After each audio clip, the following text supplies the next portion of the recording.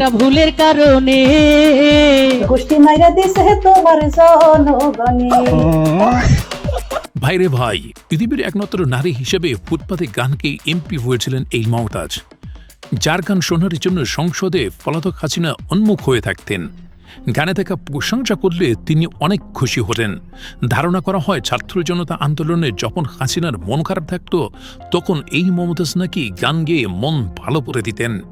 চলুন সংসদে মমতাজের কিছু গান শুনে আসি। আমি দেশ বিদেশে ঘুরে ঘুরে, আমি দেশ বিদেশে ঘুরে ঘুরে জয় বাংলার গান গাই। আমার নেত্রী শেখ হাসিনা তুলনা যার না।